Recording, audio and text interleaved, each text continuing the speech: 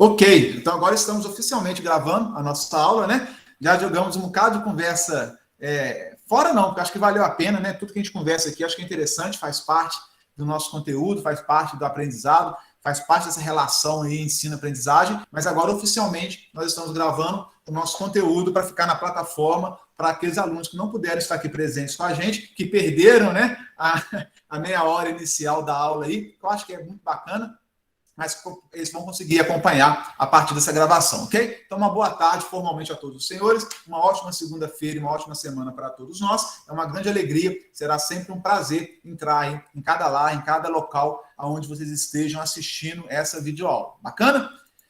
Terminamos semana passada, pessoal, falando do nosso amigo solenoide, né? Que quando você estiver muito bravo, quiser ofender alguém, né? Mas de forma polida, você pode chamá-la de solenoide, né? Que é um nome que ela não vai entender, vai achar que você está brigando com ela, e na verdade não passa de uma aplicação nossa aqui do magnetismo, ok? Então nós temos uma série, agora começamos com fio retilíneo, fizemos uma espira, não satisfeitos, fizemos várias espiras, o que é um solenoide, que está aqui desenhado, né? De forma simplificada aí, que nós terminamos a aula, se eu não me engano, foi quinta-feira passada, né? Ainda lembro alguma coisa, falando que o solenoide ele tem uma grande característica, né, um grande diferencial, que é produzir o efeito do campo magnético criado por um solenoide, ele é idêntico ao campo magnético de um ímã natural, produzido por um ímã permanente. Né? Então, esse é o grande ganho que nós temos quando combinamos o nosso fio, nosso condutor, quando nós criamos um solenoide. Nós criamos uma face norte, nós criamos uma face sul, exatamente igual a um ímã natural em forma de barra, em forma retangular. Isso é muito interessante, porque a gente consegue reproduzir todos esses efeitos de um ímã permanente através de um eletroímã. Bacana? Vamos agora praticar um pouquinho para a gente fazer algumas aplicações e fechar esse conteúdo aí do nosso terceiro bimestre. Show? Plus? Lá, tem um exercício 5 aí para a gente tentar entender, né? Tem um solenoide aqui na figura, essa figurinha abaixo aqui. E aí, pessoal, sempre quando vocês se depararem com um solenoide, é de fundamental importância saber o sentido de enrolamento, se eu enrolei sentido horário ou anti-horário, né? Isso a gente identifica olhando aqui, vendo. Eu enrolei aqui nesse caso, né, sentido horário, beleza? E depois, a corrente está subindo ou ela está descendo? Porque isso vai definir o que é o meu solenoide, por onde saem as linhas de campo magnético e aonde chegam as linhas do campo magnético. E aonde sai será a nossa face norte do meu ímã, né, artificial. Por onde chegam as linhas será a minha face sul. Isso é muito importante para definir, por exemplo, para que lado que o seu motor elétrico vai girar. Se ele vai girar sentido horário, se ele vai girar sentido anti-horário. É uma série de aplicações. É importante nós conhecermos aonde está o norte, aonde está o sul, para que tudo funcione da forma como projetado.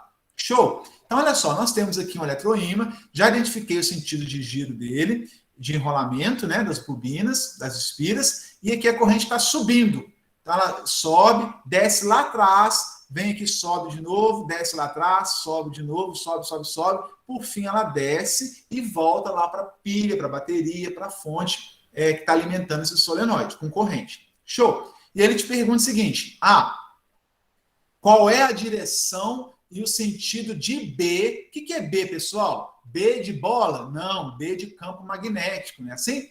Qual é a direção e o sentido do campo magnético nesse ponto P, interno ao solenoide, dentro, no centro do solenoide, ok? Então, nós temos um solenoide lá, aqui dentro, né? Como é que está no ponto P ali a direção e o sentido. E aí vale a pena, nunca demais repetir, que nós estamos tratando de um vetor, né? Sendo um vetor, ele tem direção, sentido e intensidade. Então, a maior parte dos problemas, dos exercícios, normalmente ele pede para determinar o pacote completo. Direção, sentido e intensidade, valor numérico. Show? Então, ele pergunta a letra A. Qual é a direção e o sentido de B? Quem pode me ajudar aí? No ponto P aqui, o campo magnético, né? Ele está no sentido...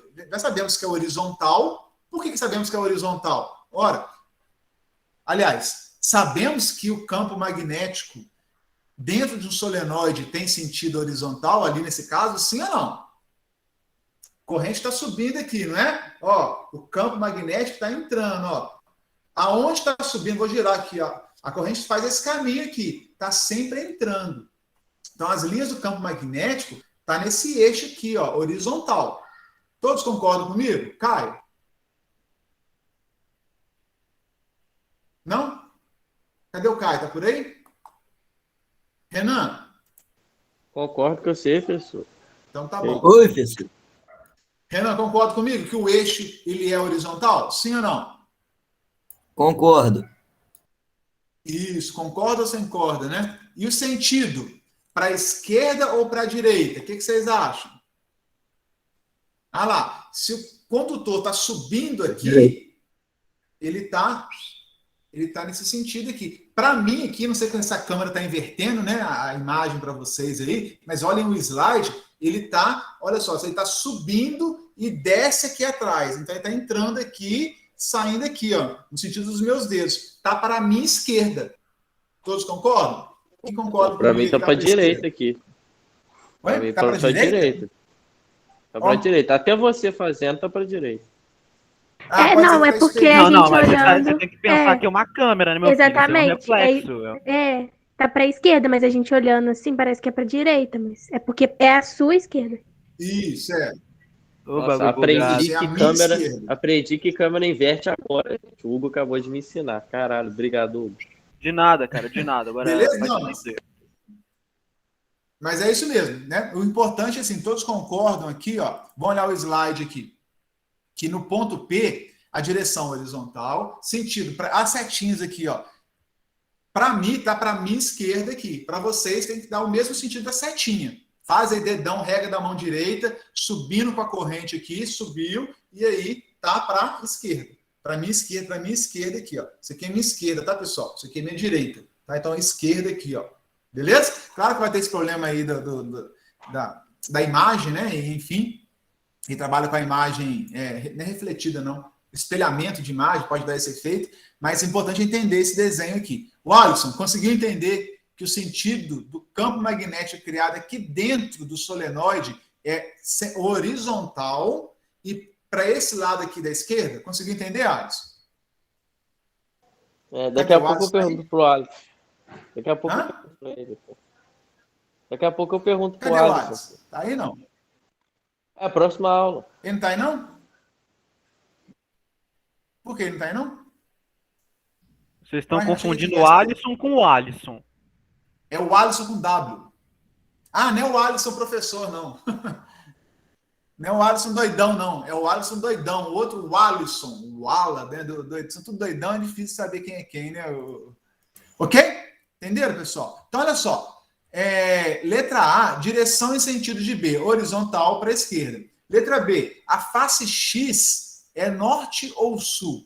Olha a letra B aqui. O que vocês acham dessa face aqui, ó? X, norte ou sul? Se as linhas aqui dentro do solenoide, então, a gente aprendeu que dentro, né, dentro do ímã, as linhas saem do sul em norte, fora do ímã, do norte em direção ao sul. Então, isso, olha como é importante aquele conceito lá inicial do magnetismo aplicado aqui. Né? Então, dentro do eletroímã, do sul para o norte. Então, aqui é sul e do outro lado é norte. Dúvidas? Ah lá, coloquei aqui, ó, sul desse lado, norte desse. Sul desse lado, norte desse. Bacana? Letra C. Represente as linhas de indução no interior do solenoide. Linhas de indução, pessoal, é a mesma coisa dizer que são as linhas de campo magnético criadas, induzidas pela corrente elétrica. A gente fala que a corrente elétrica, ela induz um campo magnético, ela provoca um campo magnético, ela gera um campo magnético. Então, vocês podem ver uma nomenclatura um pouco mais rebuscada em alguns livros, né? As linhas de indução. Linhas de indução são essas linhas aqui, ó. São as linhas do campo magnético aqui dentro do solenoide. As linhas criadas, geradas, induzidas dentro do solenoide. Bacana? E por fim, a letra D. Pode falar. Eu notei um negócio aqui. Tá vendo o Mi0 ali? Mi0, tô. Ali embaixo, a unidade dele mudou. Ah, ele já tá como Tesla, né? É. Antes estava Tesla, Weber por metro por ampere vezes isso. metro. Aí Aí, agora já está como Tesla metro por ampere. Na verdade, eu posso representá-lo pelo Weber também. Essas são as duas formas de escrever o pi. Cadê o outro pi? Como é que tá? Eu posso de um chegar no outro, só mudar as unidades. Opa, cadê? Boa observação. Aqui está Weber ampere metro, né? Dividido por ampere metro.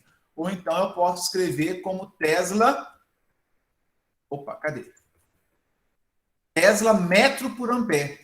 Aí, quando a gente aprendeu o conceito de fluxo magnético, que é Weber, a gente faz essa transformação de Tesla para Weber. Então, eu prometo para vocês aí, para explicar as duas formas de unidade que a gente pode usar para o Mi0. Bem observado. Foi o Hugo, né? Hugo, sim ou não? foi sim, meu senhor, foi sim. Bem observado. Quando a gente aprender fluxo, que fluxo é BA cosseno θ, aí vai ficar mais fácil a gente chegar em uma unidade ou na outra. Bacana? Bem observado. E a letra D Olha que aí agora. vai ter que ter trigonometria, né, não? Não, não precisa não. É só a equação a gente consegue matar. Mas aí assim, a trigonometria que tiver é simples, não tem muito mistério não. Beleza. Qual é a intensidade da corrente elétrica I, ao I aqui, ó, que percorre o solenoide, sabendo que o campo magnético aqui dentro, ele tem uma intensidade B de 4π10 a menos 3 Tesla. Então, ele te deu B, né? E ele quer saber qual que é a corrente que iria provocar essa indução desse campo magnético aqui. Como é que a gente faz isso? Pessoal, regra número 1 aí, né? Você tem que ver qual equação usar. Coloca a equação que você tem que usar, né? E aí você vai buscando no exercício todos os dados que ele te forneceu. Ele te deu o B, 4π10 a menos 3 Tesla. Lá o B ele te deu. Até substituir aqui o B, ó. Estão vendo? O Mi, ele te deu aqui, ó, que é o Mi0, no vácuo, 4π10 a menos 7. Faltou o N sobre L, que não está escrito aqui, e o I. O I ele quer calcular. O que é o N sobre L? É o número de espiras a cada espaço, comprimento que eu tenho no solenoide. Ele não te deu o N e o L, mas ele falou o seguinte, ó, a densidade de espiras é igual a 1000 espiras por metro. Isso é muito usado em projetos de máquinas, projetos de solenoide.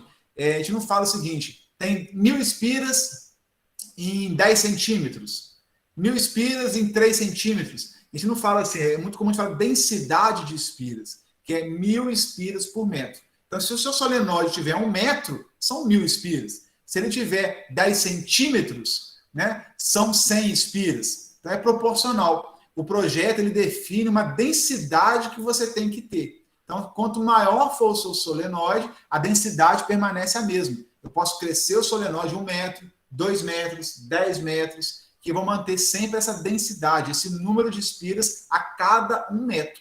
Entendeu? Então, se eu tenho vou construir um solenoide gigante aqui, ó, de 2 metros, eu sei que vou precisar passar 2000 espiras. Ah, vou construir um solenoide agora pequititinho, de 1 centímetro, né? Ao invés de 2 metros, 1 metro, 1 centímetro. Se eu vou adotar essa mesma densidade de espiras, eu vou ter, dividido por 100, 10 espiras apenas. Então, eu vou ter 10 espiras a cada 1 centímetro, 100 espiras a cada 10 centímetros e 1000 espiras a cada 1 metro ou 100 centímetros.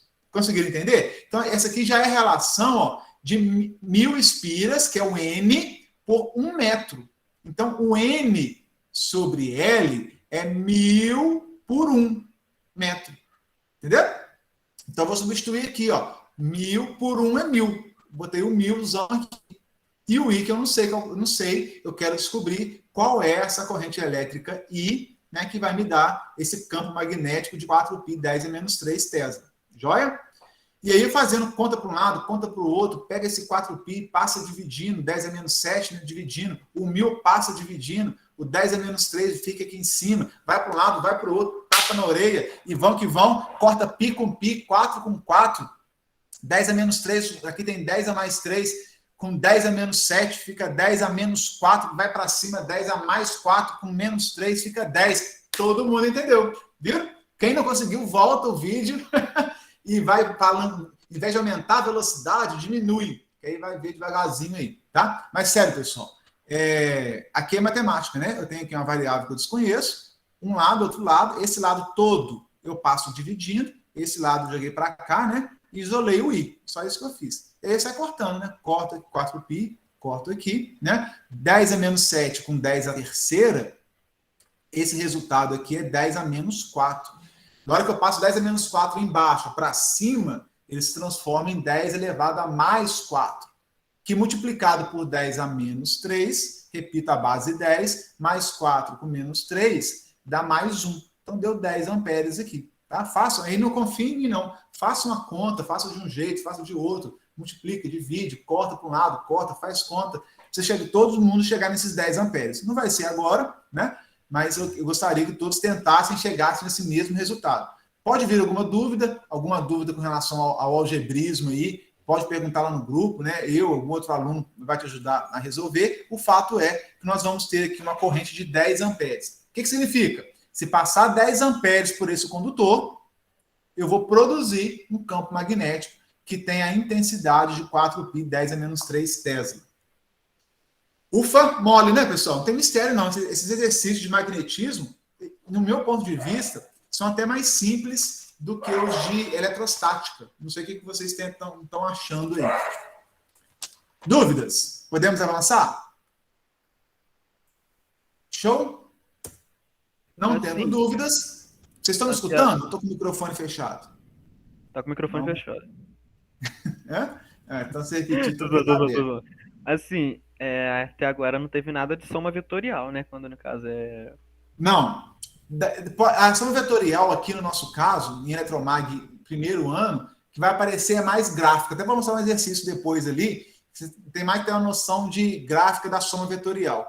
A gente não costuma, não é muito comum no primeiro ano do ensino médio, a gente fazer a conta vetorial mesmo, né? O eixo, os catetos, hipotenusa. Não que vocês não consigam, é muito tranquilo. Mas normalmente deixa para o terceiro ano. Chega lá no terceiro ano, você acaba vendo Física 3, aí talvez lá vocês abordem mais essa questão de soma vetorial, tá bom? Até já desenvolveram, já estão mais experientes, e eu acho que acaba assimilando com mais facilidade. Beleza? Mas assim, soma vetorial já foi passado em Física 1 mesmo. Já foi passado? Já. É questão de dinâmica, eu acho. Aí bacana. Dependendo, até trabalho de soma vetorial com vocês em magnetismo, tá? Podemos avaliar esse ponto aí. Vamos fazer uma soma vetorial aqui, no final dessa aula, gráfica, vocês vão ver, né? Sem fazer conta, só no ninja que eles falam aí. E aí depois a gente pode fazer uma continha aí vetorial matemática, que é um triângulo retângulo, né, pessoal? Não tem nada demais, né? São as propriedades aplicadas aí a um triângulo retângulo, e seno, cosseno, se precisar, alguma coisa nesse sentido. Bacana? Chique. Exercício 6. O 6 está sem animação. Um solenoide compreende 10.000 espiras por metro. Então, a cada 1 metro... eu tenho que ter 1 metro de solenoide, é muito grande, né? Eu nunca vi um solenoide de 1 metro. Eles são todos ali menores, né? Não, isso aqui é a densidade, né? 10.000 por metro. Eu posso fazer de 10 centímetros, de 20 centímetros, de 5 centímetros. Aí vai ser proporcional, óbvio, né?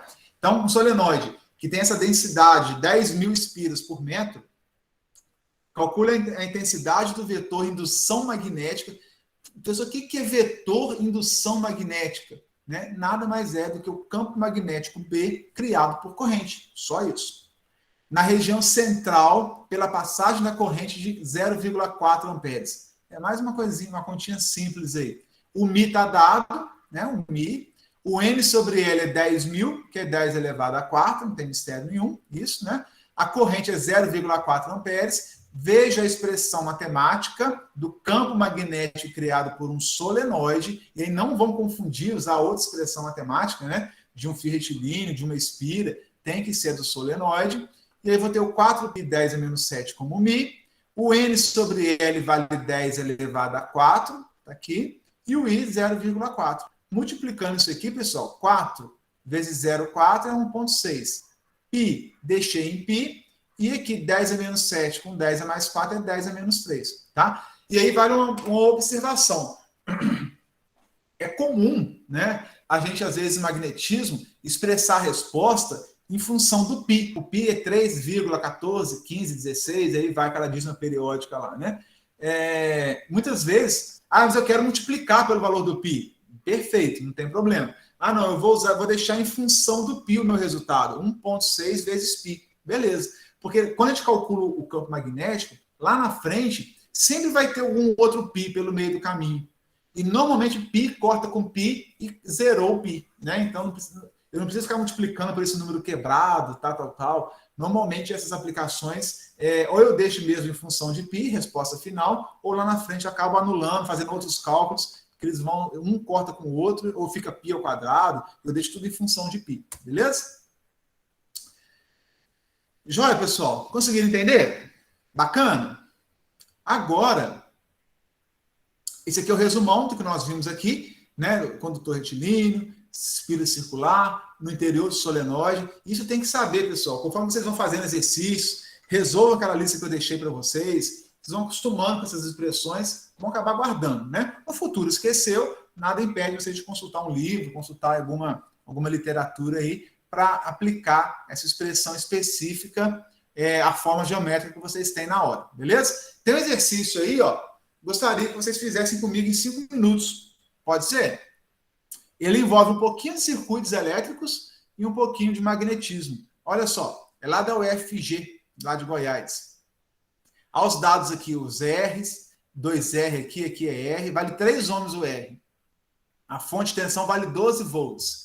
Eu quero saber qual que é o campo magnético no ponto P, que está a 1 centímetro desse trecho do condutor aqui, né? Ele te deu um zero aqui, ó.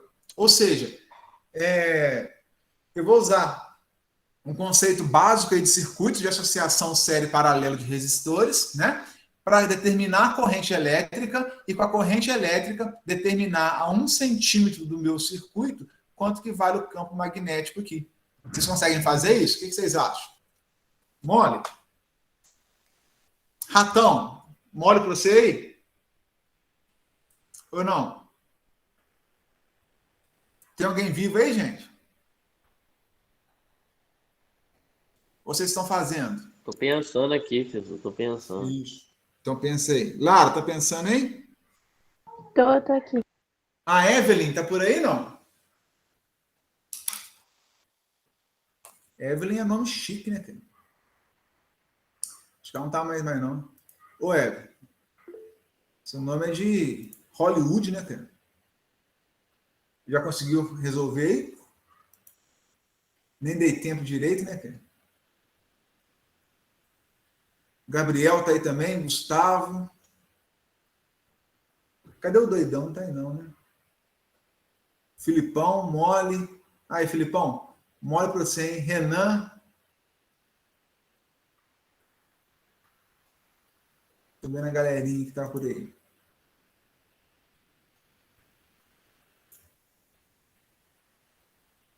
Vê o que vocês acham aí.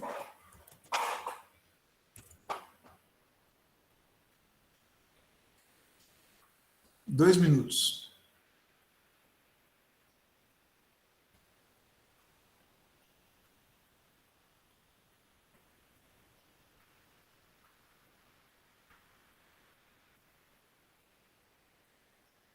Alguém achou a corrente já?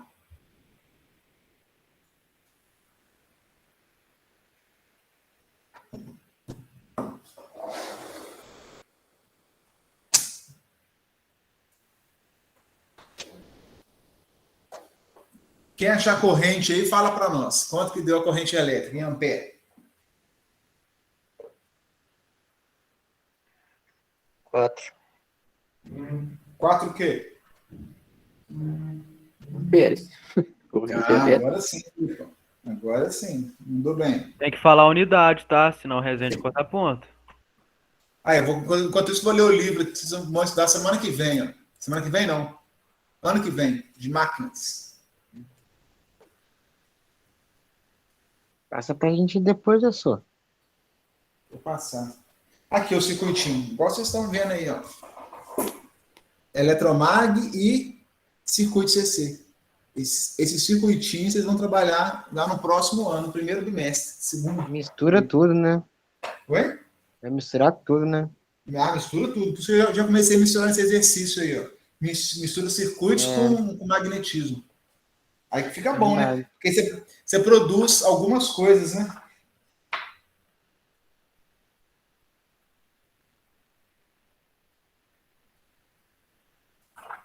Quem mais? Todo mundo achou 4 amperes, pessoal?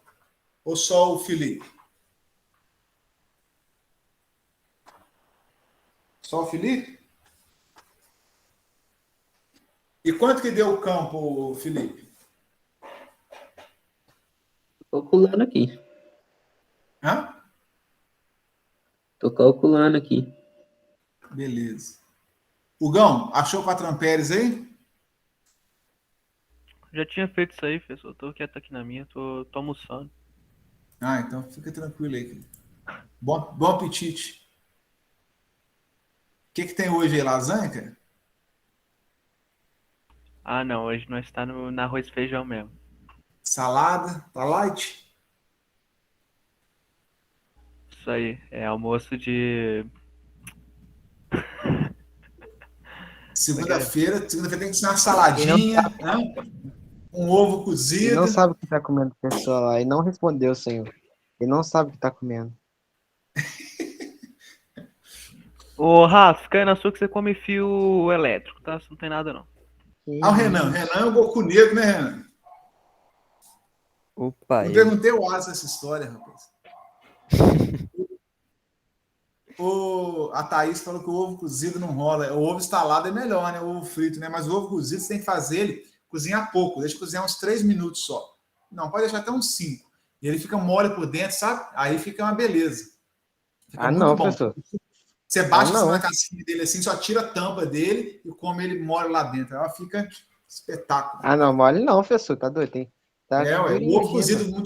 muito cozido não fica bom, não fica duro, não fica bom, não. Ele tem que ser molinho por dentro. Aí fica Não, chique. é. Dá um É, sal. verdade. Não pode ficar muito cozido, não. E a Thaís está fazendo regime, então. Ela está fazendo a dieta do low carb, né? Não, Thaís? Você está fazendo dieta do low carb, não, né? Pessoa que faz essa dieta aí come muito ovo. Minha tia Mas faz, depois eu ela digo. come bastante ovo. Mas a tia é dia do ovo, não? Essa aí, né? Ela come bastante ovo. Ela gosta, não sei o que ela está fazendo, que dieta que ela está fazendo. Qual dieta você tá fazendo, Bom, Tatá? às vezes é opção, né? Aqui, senhores. Aqui em casa a gente come muito ovo também, todo dia. Dia da lua, Também, pessoal, o pão com ovo é muito bom, né? minha filha, então, tem uma filha de 6 anos.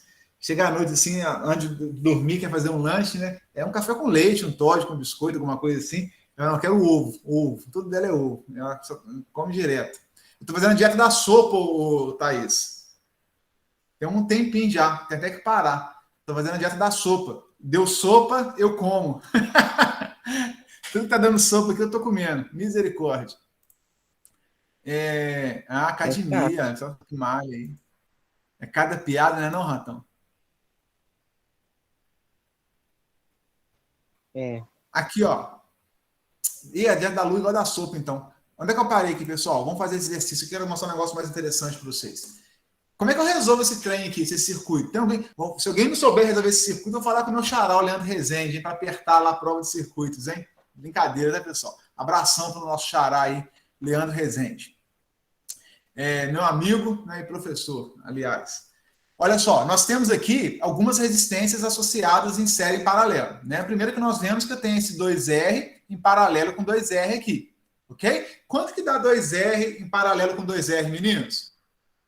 R, né? R. R. Porque são duas resistências Aí depois iguais. esse R, esse resultado. Isso. Essa mais R. resultante aqui, que vai ser R mais R, que está em série, volta a ser 2R. Opa, voltou a ser 2R. Aí eu tenho 2R dessa resultante aqui de cima, com 2R de baixo em paralelo. E aí 2R de novo, em paralelo com 2R, deu R, que é 3 ohms. Simples assim, né? Tantas contas para no final isso tudo aqui ser substituído por um único R de 3 ohms, né? Por que está assim? Eu não sei qual é o interesse do circuito, se isso varia, isso pode mudar ao longo do tempo. O fato é que a gente tem que saber identificar e calcular esse circuito com essa associação com esses valores de resistor, beleza? Como aqui é tudo R, 2R, eu nem substituo, não. Vou fazendo em função de R, no final eu substituo 3 ohms. Bom, no final eu vou ter uma fonte de 12 volts, que falou aqui, ó, 12 volts. Oi? Perdão. Eu substituí Dá os certo 3 também, ali, do mesmo jeito, não tem problema. Isso. Tá de parabéns, tá? Você acertou. Oi? Mas é mais fácil você fazer mesmo pelo R assim mesmo, porque Ninguém perguntou. com números. Fica quieto aí, Miguel. Mas é verdade, às vezes é mais fácil deixar o R, como é tudo em função do R, aí no final você substitui o valor. Isso aqui não tem problema, tá? Funciona, tem que funcionar.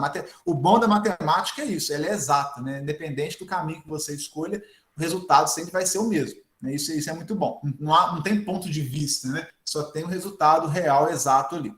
O fato é, eu vou ter 12 volts, vou ter 3 ohms de resistência equivalente, né? E vou calcular a corrente. 12 volts dividido por 3 ohms, 4 amperes. Mole. É muito mole, mas causa medo em muita gente. Né? Quando a gente pega um exercício desse, aqui é um exercício lá, de faculdade, né? de vestibular, né? de Enem, sei lá, de exame seletivo para entrar na universidade.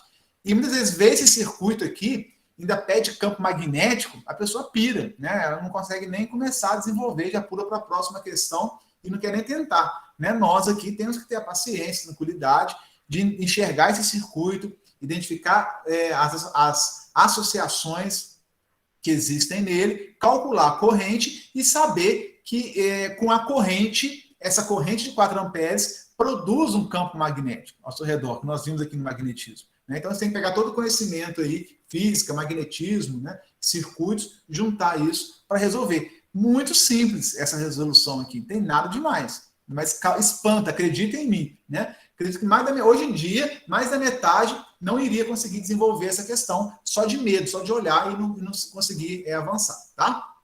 Letra B. Admita que esse comprimento aqui, ó, ele é muito grande, eu posso admitir como um fio retilíneo e longo e tal, e eu quero saber quanto que vale o campo magnético no ponto P, afastado 1 centímetro desse condutor. Como é que eu faço isso? Ora, aí, olha só, eu tenho que saber qual que é a expressão do campo magnético criado por um fio retilíneo, por um condutor retilíneo, que é μ sobre 2πr. Eu guardo assim, tá, pessoal? μ sobre 2πr. O μ ele te deu. O 4 amperes, que é o I, eu acabei de calcular aqui em cima.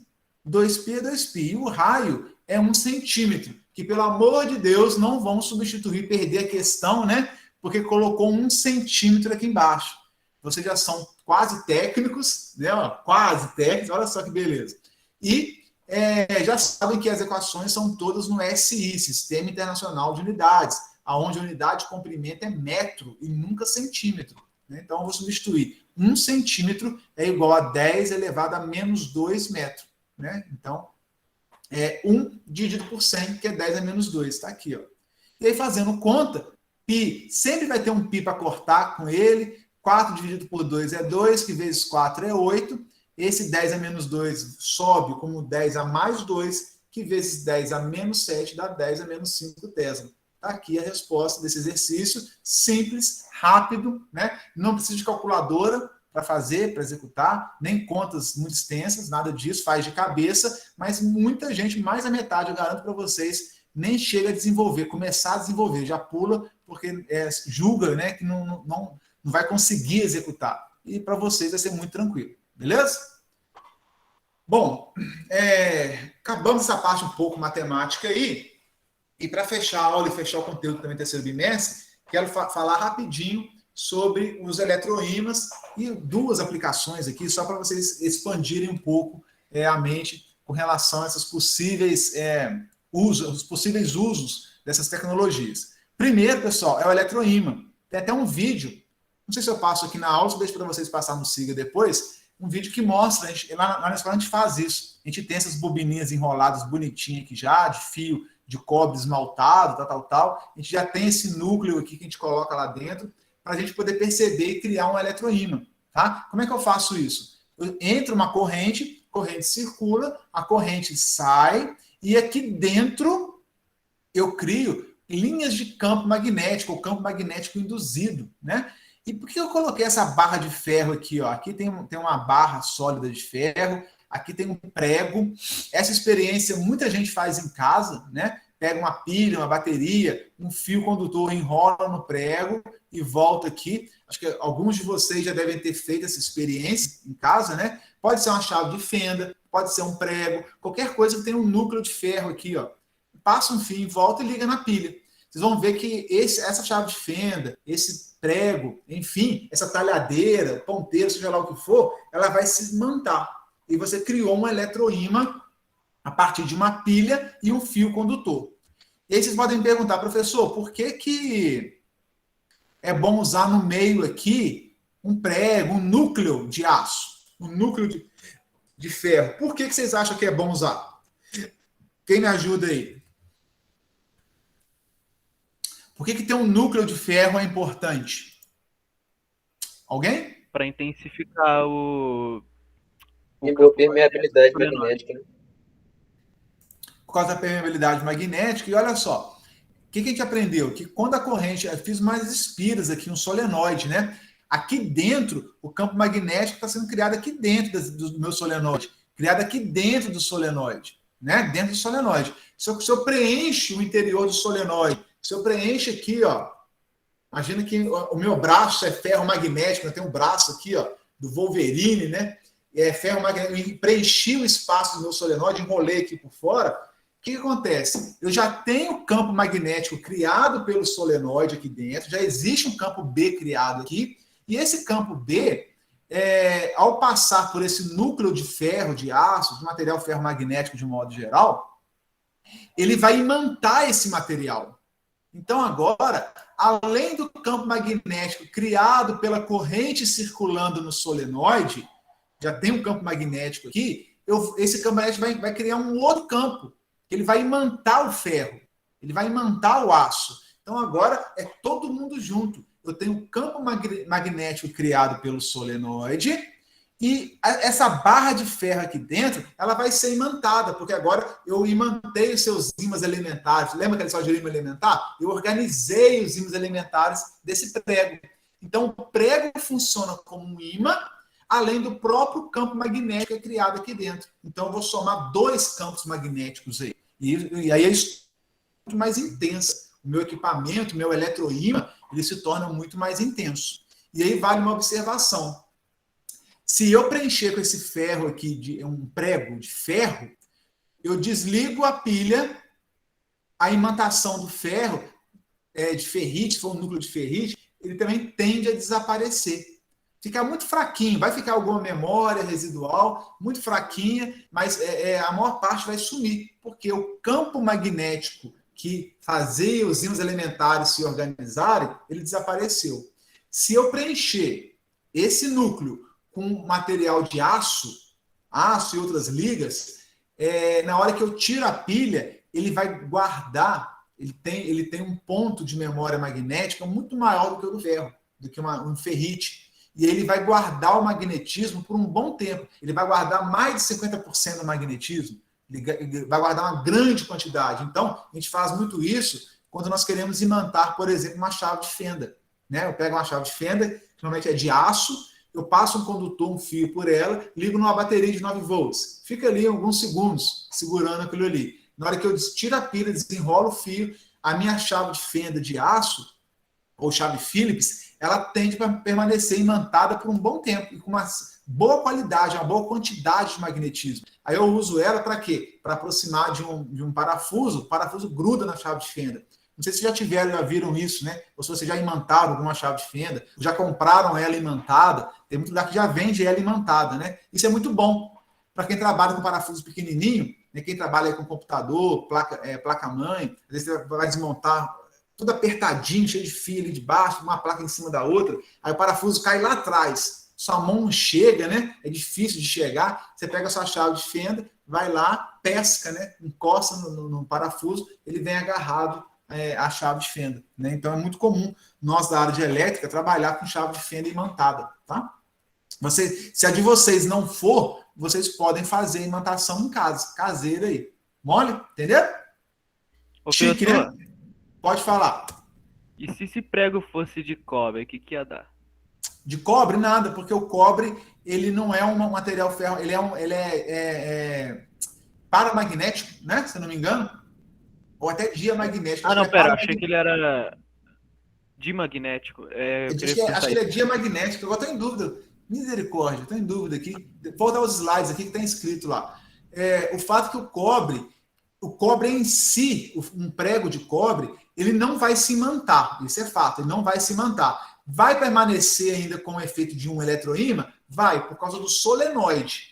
A corrente passando pelo solenoide cria um eletroímã, mas o prego não vai contribuir em nada. Se você tirar o prego ou colocar o prego de cobre ou de ouro, não vai aumentar, e se diminuir, vai diminuir muito pouco, 1%, 2% do efeito do campo magnético criado pelo solenoide. Ou seja, não é nem um pouco vantajoso, né, a gente usar um prego de cobre para esse fim, um prego de ouro para esse fim. Melhor vender o ouro lá na joalheria, vai compensar mais, entendeu? Tem que ser um núcleo de aço ou de ferro. Fato esse que os nossos motores, os eixos dos motores, são todos muito pesados, né? Todos feitos de aço, de ferro, justamente para aproveitar essas características. Bacana?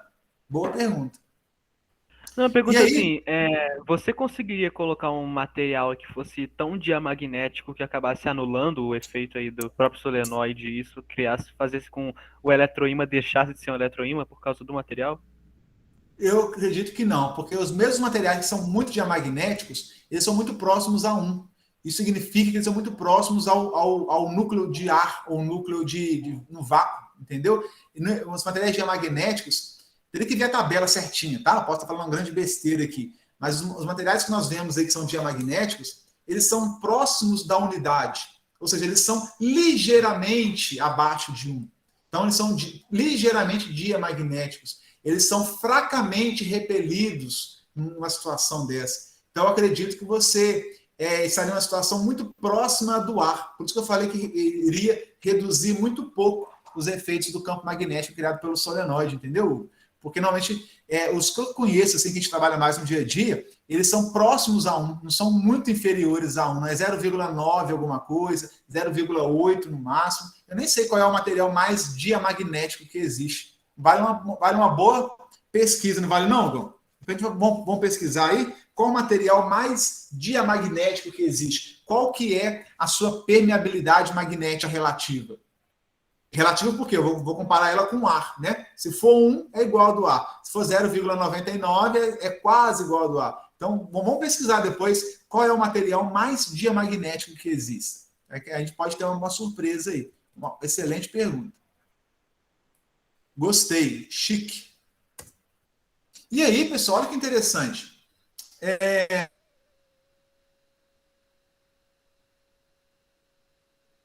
Isso que tudo que eu falei, depois vocês vão ler, vão entender. Eu posso criar um eletroímã para criar umas guindastes eletromagnéticos. Olha só que interessante. Eu pego um ímã, uma barra de ferro, de núcleo de ferrite, e construo essa forma de ferradura, coloco uma bobina sobre uma ponta, elas estão conectadas, então a corrente vem, roda, roda, roda, roda, roda, sai, a mesma corrente chega, roda, roda, roda, roda, sai aqui em cima, nas duas extremidades da minha ferradura.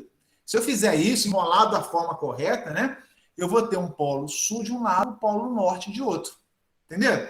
E aí, eu vou atrair a armadura que a gente fala de ar aqui, essa é uma armadura, é uma parte de metal fixo, ou posso atrair uma placa metálica, aquela placa de aço de 30 toneladas, o teto de um automóvel. Eu posso criar eletroímãs muito potentes, né, que atraem, as linhas saem do norte em direção ao sul. Então, tudo que for metálico, tudo que for ferromagnético, vai tender a ser imantado pelas linhas de campo magnético que saem do norte e atingem o sul. Então, veículos, sucata, placa de aço enorme de 20 toneladas, 30 toneladas, essas linhas de campo magnético criadas aqui vai tender a imantar tudo que for ferro magnético. E vai tender, quando ele é imantado, vai ser atraído, né? Como se fosse dois ímãs, um atraindo o outro. E com isso, eu consigo criar os guindastes eletromagnéticos. Quem não conseguiu entender? Tá vendo? A corrente vem e roda. Aí eu vou criar, imagina que passou para cá, vou criar esse sentido. Aí depois eu saio dessa bobina, entro na outra, a corrente entra na outra. E aí aqui entrou e aqui eu passo rodando no sentido contrário, de modo que fique para cima. Um entra e o outro sai. Então eu criei um norte junto com um sul. Essa aplicação é muito usada, inclusive, para fazer relés. Quem já viu a palavra aí, relé? Ah, vou ter que usar um relé. Quem já escutou isso alguma vez na vida aí? Eu. Vocês sabem o que é um relé? O que é um relé? Qual a função de um relé? Né? Muito usado na elétrica, para partido de motor, para comando, né, de vários circuitos na área industrial. O que é um relé, pessoal? Essa figurinha que vocês estão vendo aqui. Olha que traquitana. Né? Eu tenho aqui um solenoide, um núcleo de aço, essa armadura aqui é o eixo, né, de movimento, tenho aqui uma mola, tenho aqui um contato que encosta nesse de baixo. Aí, vamos imaginar um motor. A corrente do motor, sei lá, 100 amperes, um correntão, 10 amperes, ela chega no ponto, um parafuso aqui no G, a ideia é que ela passe do F para o C, desça aqui, ó, no E e vá para o motor. Viram? A ideia é você ligar o motor, a corrente do motor passar por esses contatos, parece que é de cobre aqui, ó, tá vendo? Pode ser de contato de cobre, ó, porque ela vai suportar 10 amperes, ela vai suportar 100 amperes. Só que pensa você vai ligar um motorzão lá na indústria, um motorzão pesado, né? E aí 100 amperes, você vai chegar e vai encostar com o seu dedinho, clicar um interruptor igual de luz, apertando C para o F, com o seu dedão lá, você fazendo o movimento, você fechando uma chave, né? Você fechando um contato, 100 amperes, o motor vai partir, aquele susto enorme, tem arco elétrico que se forma aqui, na hora que se aproxima, pula fagulhas de arco, é uma loucura, né? Grandes correntes elétricas, ou nem precisa ser tão grande assim, a gente usa isso na eletrônica também. Eu não quero fazer o comando de eu apertar aqui e eu com o meu dedo fazer o comando local lá na hora de liga e desliga. A gente usa para isso um relé. Como é que funciona isso, professor? Eu tenho uma corrente, esse aqui é o I maiúsculo, vou chamar de I maiúsculo, tá, pessoal? O I grande, a corrente principal do seu circuito que você quer comandar. E aqui, nesses fiozinhos aqui da bobina, eu tenho o I minúsculo, que é uma correntezinha, pessoal, de 0,1 ampere, nem isso. 10 miliamperes, 20 miliamperes, uma corrente bem pequenininha, que eu vou circular por esse tanto de bobina aqui, e na hora que essa corrente pequenininha do meu circuito de eletrônica, que pode vir de uma pilha, que vem de uma bateria, que vem de um controle remoto que manda um sinal para abrir o portão da garagem, eu mando um sinal de radiofrequência, o portão lá, um receptor recebe, circula uma corrente pequenininha por aqui, por essa bobina, essa corrente pequenininha da eletrônica, ela vai imantar o meu núcleo de aço, na hora que esse núcleo aqui foi imantado, o que vai fazer, pessoal? Deixa eu dar um zoom aqui, ó. O que ele vai fazer com isso aqui foi imantado? A hora que circular uma corrente pequenininha por aqui, ele vai grudar a armadura, o A é essa parte aqui de cima, tá? Ele vai chamar, vai fazer força magnética para atrair essa lâmina de aço aqui de cima, ou lâmina de ferro. Na hora que ela atrai, esse ponto de contato de cobre C encosta no F. Aí eu estabeleço o correntão que eu quero, ó, o portão eletrônico começa a abrir, começa a levantar, começa a fechar, entendeu? Enquanto circular uma corrente pequenininha no meu solenoide, corrente de 10 mili, 20 mili, 50 miliamperes, bem pequenininha, porque ela é suficiente para atrair essa armadura aqui, na hora que atrai, ele bate o contato, bate esse contato principal que nós falamos, né? Aí o meu circuito começa a funcionar. Na hora que essa corrente pequenininha sumir, a força magnética deixa de existir e a mola, olha aqui a mola, vai fazer os contatos abrir novamente. Então, se não houver corrente no solenoide, a mola mantém os contatos abertos. Na hora que circula uma corrente minúscula e minúsculo, aí eu venço a força da mola e fecho os contatos. A força magnética aqui tem que ser superior à resistência da mola para os contatos fechar. E aí o projeto de um relé é justamente para, na hora que circular a corrente de projeto aqui, eu conseguir vencer a força de resistência da mola e atrair os contatos.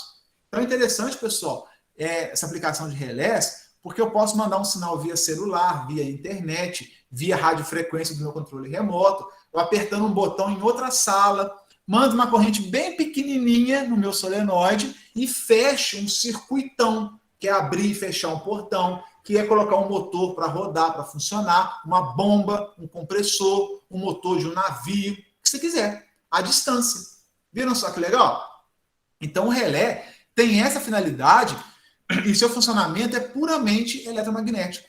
Né? Eu passo uma corrente pequenininha de comando que nós falamos, uma corrente eletrônica pequenininha, que é o meu comando, pode ser comando por voz, por telefone celular, por internet, por um botão localizado distante, né? Radiofrequência, o que quer que seja, mando aqui, ele alimenta, faz a força magnética, fecha os contatos principais que está ligado no 220 volts. Imagina que seu portão eletrônico da garagem de vocês, todo mundo já viu um portão abrir e fechar sozinho, né? O motorzinho lá é 220 volts. Então, esse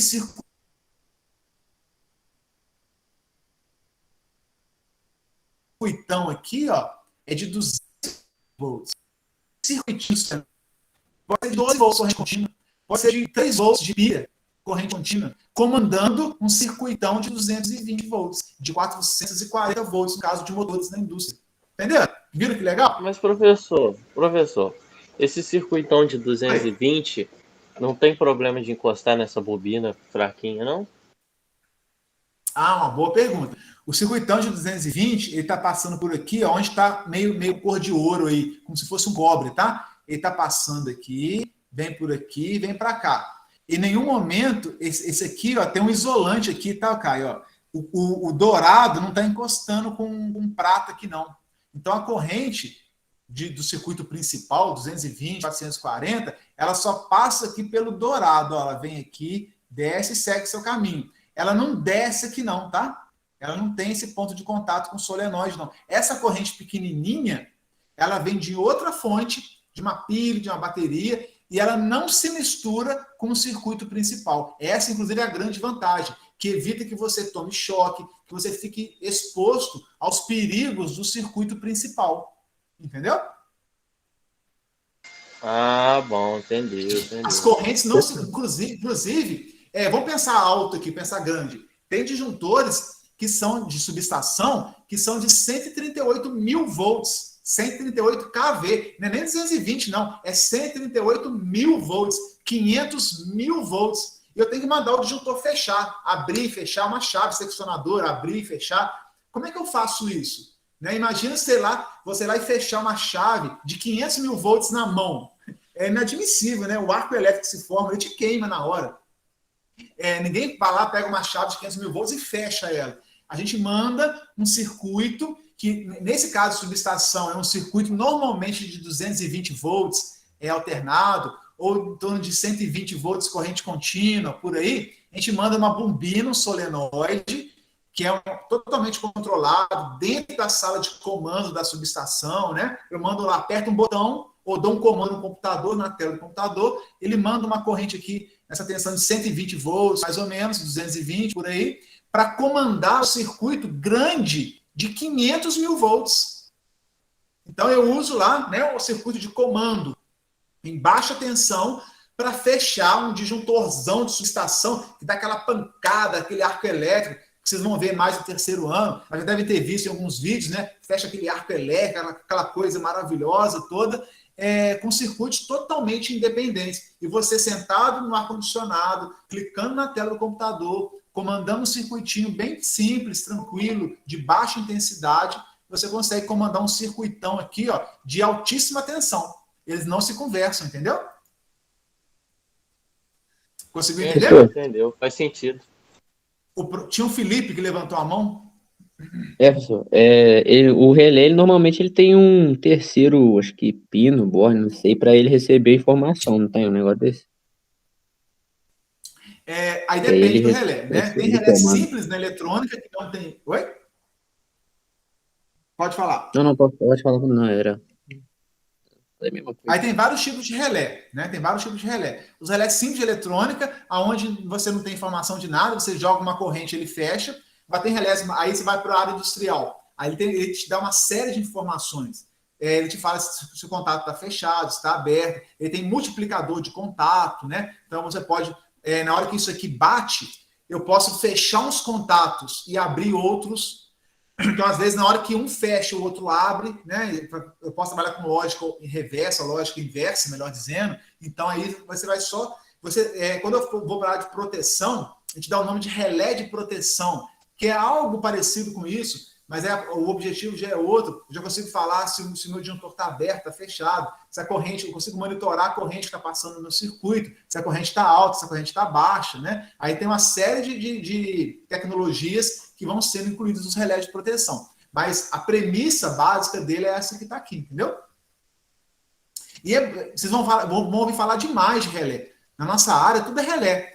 Né? Porque ninguém comanda o circuito principal diretamente. Você aciona via comando remoto, comando, né, à distância, controle remoto, um botão que você aperta na tela do seu celular. Então, tudo isso funciona na base dos relés de proteção. Relés eletromecânicos, tal como vocês estão vendo aí. Beleza? Mais dúvidas? Tranquilo, Felipe? Tranquilo. E aí, pessoal, olha só que legal. A campainha, leiam depois com calma aqui, tá? 1, 2, 3, 4. Eu não vou ler, não. Tem essa animação que mostra muito bem. Quem já viu aquela sirene, né? Tem sirene de escola antiga, campainha que toca muito alto, muito comum em escolas antigas, até hoje em fábricas, quando batia o horário de entrada, saída. O que é uma campainha no modo mais simples? Eletromecânica. O que é? Olha só, nada mais é do que nós estudamos. Eu tenho um eletroímã, tenho um interruptor, quando eu aperto funciona, tem uma fonte, tensão. Circuitinho CC, né? É Leandro Riano e Leandro Rezende na área aí. As duas disciplinas juntas para vocês entenderem como é que funciona. E aí o alimento, olha só o caminho de circulação de corrente, pessoal. Eu vou sair do mais. Se eu apertar o botão do interruptor da minha campainha, ele vai circular por aqui, vai fazer esse eletroímã funcionar, vem para esse ponto, vem para cá, estão vendo com laser aí? Chegou no parafuso de contato elétrico, voltou para o negativo. A corrente, senhores, sempre tem que sair do mais, achar um caminho, voltar para o menos. Sempre, ok? E aí, na hora que a corrente passa pelo meu eletroímã, olha o que eu criei em azul aqui. Eu crio indução de campo magnético. Isso aqui vira um eletroímã. O eletroímã vai atrair a minha armadura. Essa parte de aço aqui ou de ferro que eu tenho. Ele atrai. Aqui eu tenho um ponto aqui, né, de movimento. Na hora que ele atrai, ele puxa mesmo. E é uma força, pessoal. Né? Quem já viu aí, força dentre ímãs e tal, é uma força magnética grande. Ele puxa o martelo que nós chamamos. Na hora que ele puxa, o martelo vem e bate aqui no sino da minha campainha. Então, ele dá aquele bem, vai dando aquela pancada. Por que ele não bate e fica? Né? Aqui, ó, eu criei o campo magnético, era para ele ser atraído, o martelo bater no sino e ficar. Por que ele não fica? Olha que engenhosidade, né? É muito engenhoso isso. Na hora que ele bate no sino, olha o contato elétrico aqui, ó, ele levanta. Se ele levanta, a corrente cessa, a corrente acaba. No momento que ele bate no sino, que o martelo bate no sino, esse contato levanta, ele interrompe a passagem de corrente elétrica pelo circuito. Se ele interrompe a passagem de corrente pelo circuito, o meu eletroímã deixa de ser um eletroímã. E se ele deixa de ser um eletroímã, o peso aqui do martelo, que é uma bolinha, né, pesadinha, vai cair, pela própria ação da gravidade. Olha que loucura. Cai. Na hora que cai, encosta de novo. Ó. Encostou, circulou corrente, imantou, puxou. Puxou, bateu.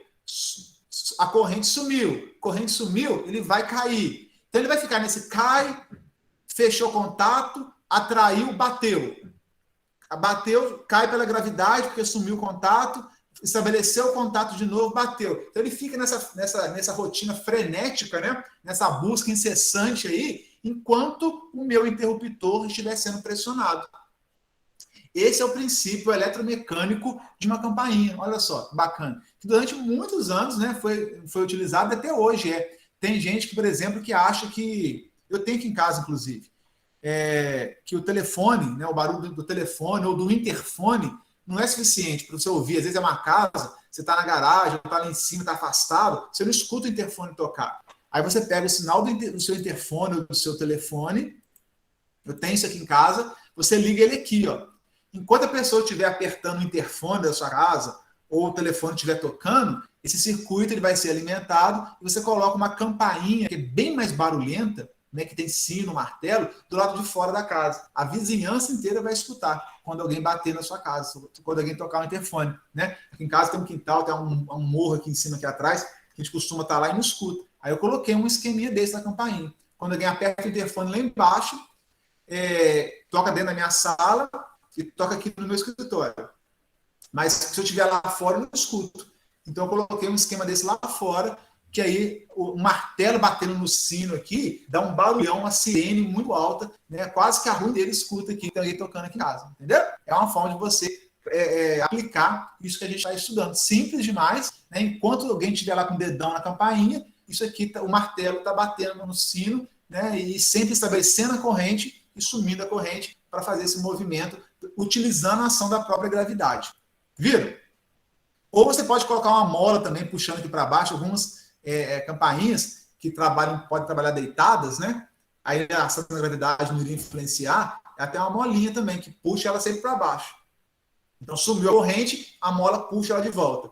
Estabeleceu a corrente, a força magnética é maior que a mola e bate no sino. E fica bem, até cansar. Viu? Esse é chique demais. Quem já conhecia o funcionamento de uma campainha aí na vida? Tenho certeza que todos vocês estão pensando aí várias engenhocas, né? Poxa, eu vou construir isso, vou construir aquilo, baseado na eletrorrima. Dá para ter um monte de ideia bacana aí, tá, pessoal? Né? Vocês vão ver alguns equipamentos daqui em diante e vão saber, opa, tem um eletrorrima aqui, tem, né, um esquema eletromecânico, quando circula a corrente atrás, bate, faz movimento e tal. Vocês vão começar a perceber como as coisas funcionam. Isso é muito bom. Caio, pode falar. Professor. Felipe já falou? Não sei. Oi? Pode falar, Caio, depois chama o Felipe. Campainha de música. Tem campainha que não é só esses barulhos secos. Campainha de música. Aí não tem mais bobina, é só uma caixinha de música, não? Não sei como é que funciona também, não. Ela já foi substituída por um som que é uma reprodução de um circuito eletrônico, né? Às vezes você grava aí um som, coloca dentro do CI, que é musical, campanha musical, não é isso? É isso que você falou, Caio? Não sei também, pode ser um outro sino também, que quando bate faz um barulho bonito, em vez desses barulhos secos. Pode. Aí o que acontece? Você pode fazer um esquema que na hora que alguém pressiona o interruptor, ou esse sinal chega, né, de controle remoto por algum motivo, essa ação de ligar e desligar aqui, você pode deixar ligado direto e mandar reproduzir o som que você queira. Aí não tem esse efeito de bater e voltar, né? Você pode, se alguém pressionou o interruptor, o eletroímã funciona, fecha um contato, enquanto o contato estiver fechado, ele pode permanecer fechado, você executa lá um MP3, que é o som que você quiser, o hino do Fluminense, por exemplo. Né? E aí você coloca lá na sua casa, que quando alguém apertar a campainha, vai trocar o hino do Flusão. Ótimo, né? Enquanto a pessoa... Aí o problema é que a garotada toda vai ficar o dia inteiro apertando a campainha da sua casa para ficar escutando o hino do Fluminense, né? 24 horas por dia, né? Agrada a todos. Então, esse pode ser o problema, mas você pode colocar qualquer coisa para funcionar, tá? Você pode ligar, na verdade, qualquer equipamento a partir de um relé feito com eletroímã. Alguém aperta o botão, ou às vezes nem aperta o botão. Esse comando aqui é feito à distância, pela tela do seu celular, um toque que você dá, que ele aciona isso, aciona esse eletroímã, que é um relé, e esse relé aciona qualquer coisa na sua casa. Uma lâmpada, um hino do Fluminense, que esteja gravado em MP3, deixa eu ver mais o quê? Uma arma, sei lá, para dar um tiro, o que você quiser, entendeu? Um tiro de canhão, aí a sua imaginação é o que vai prevalecer. Ok? Tanto é, pessoal, que hoje em dia... E aquela campainha que você pulou ali, professor? Fiquei curioso, pô. Mas você pulou. Ah, não, é a mesma coisa. Deixa eu ver aqui, ó. Aqui eu falei, né? Aqui tem os pontos D, C, F e tal. que está explicando exatamente a mesma coisa, que atrai esse êndolo ao martelo, olha o sino, ao circuito estabelecido, tá vendo? É a mesma coisa, só que aqui, se olhando isso aqui, às vezes você não vai entender. Aqui está explicado, escrito, né? Eu escrevi tudo para aquele aluno que às vezes não vem na aula, não assistiu, e quiser ler e entender. É a mesma campainha, a mesma coisa, tá bom? Eu tenho a armadura aqui, tem o meu eletroímã que vai atrair a armadura. Na hora que atrai a armadura, o martelo bate no sino e esse contato com F desaparece. Se o contato com F aqui desaparece, eu interrompo a corrente do meu circuito e aí ele volta ao estado original. É a mesma coisa, tá? É a mesma explicação. Pode ficar tranquilo. É a mesma campainha. Beleza? Por fim, pessoal, nós temos o guindaste eletromagnético.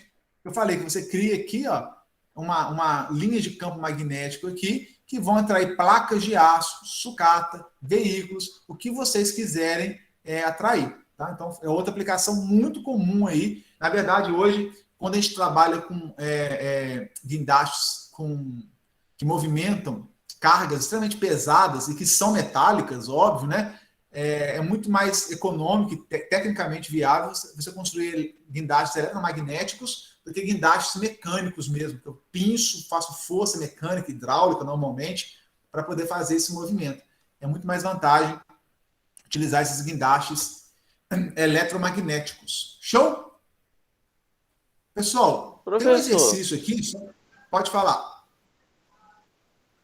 Tem foto de dentro desses guindastes, dentro desse lugar onde tem o ímã? Como é que é lá dentro? Tem ou não tem? Não tem aqui não. Posso pesquisar para colocar para vocês. Aqui, de bate-pronto, não tem não.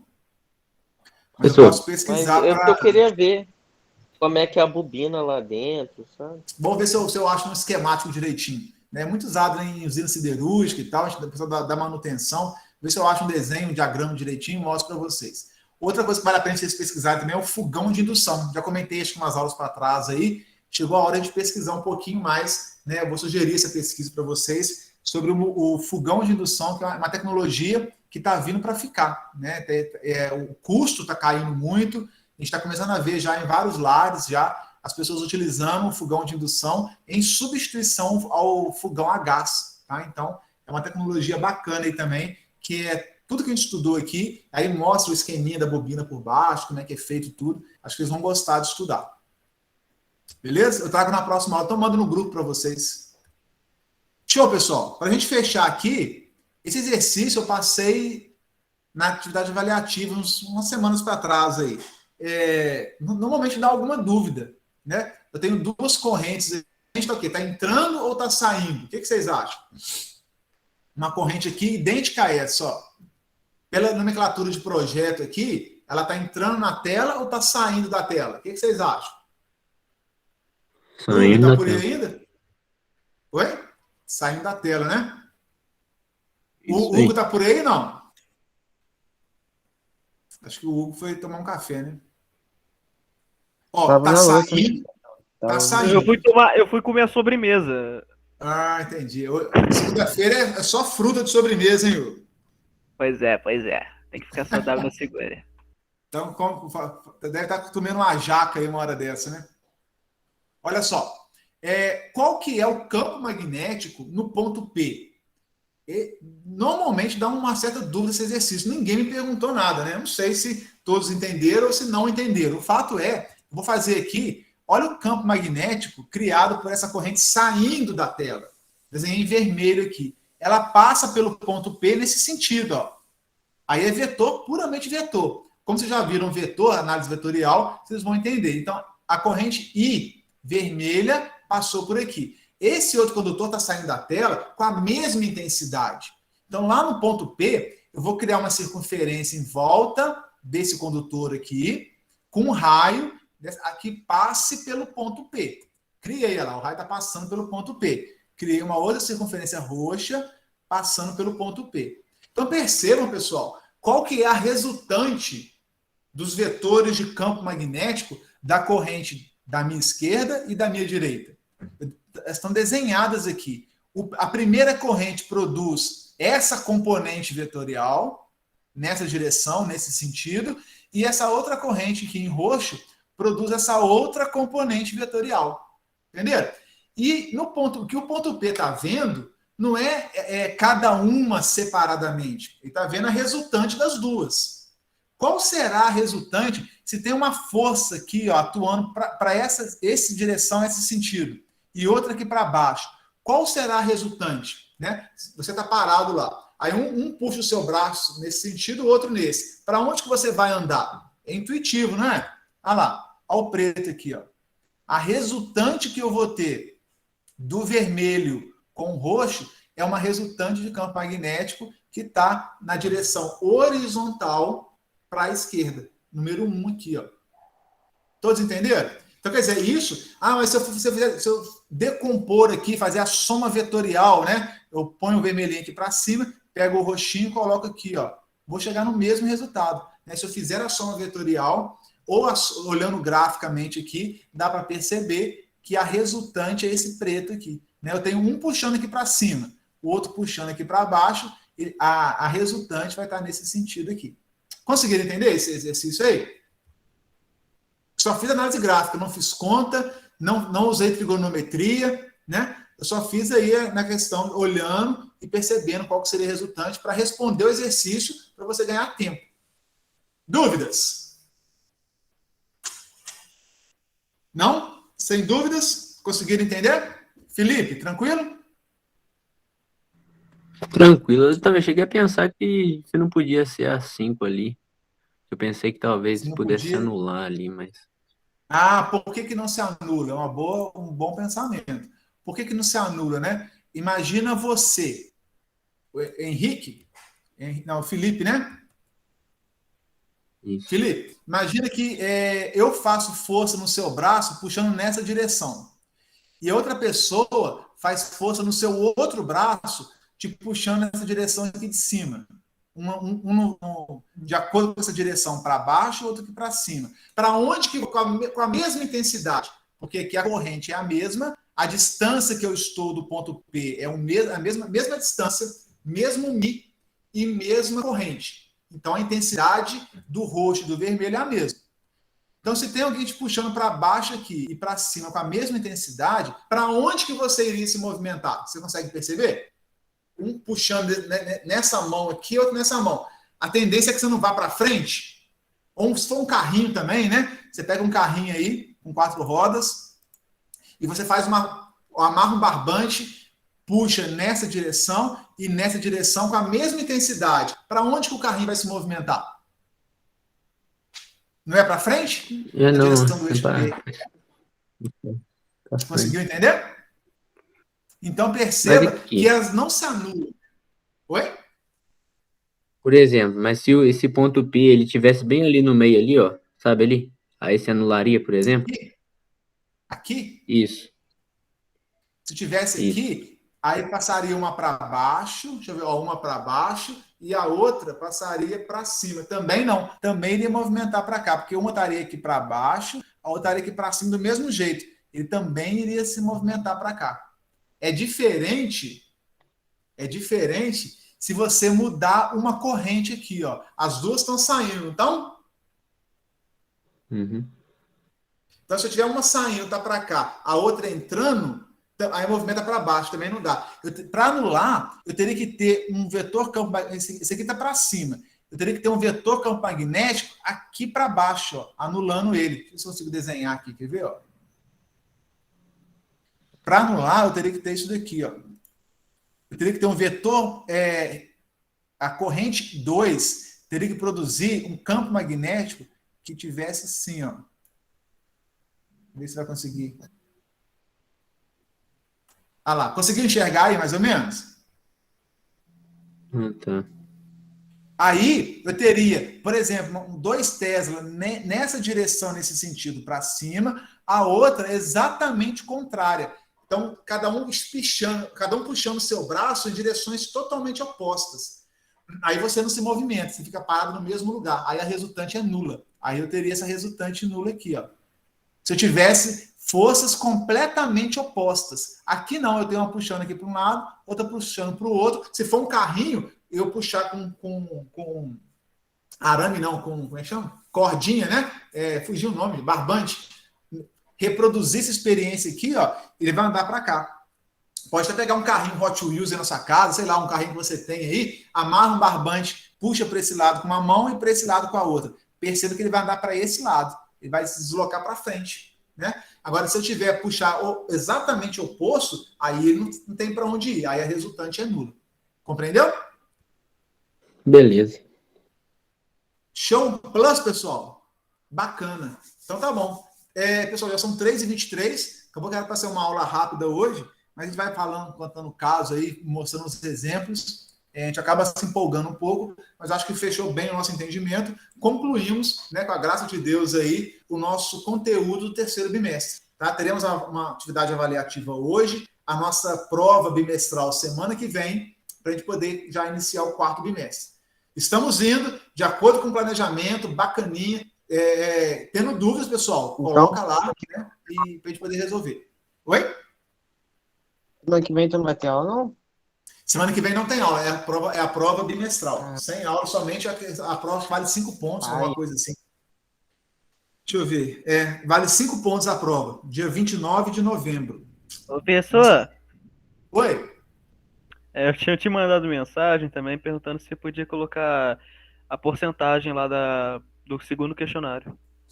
Vou colocar assim. Eu não vi sua mensagem, não, Hugo. Vi aqui agora, tô vendo. Beleza. Pode deixar que eu vou disponibilizar lá já. Vou corrigir e disponibilizar para vocês. Inclusive, já anota já na planilha de notas de vocês. Então, pessoal, fechamos o nosso conteúdo. Estudem. Semana que vem é a nossa prova bimestral. Fechamos mais um bimestre.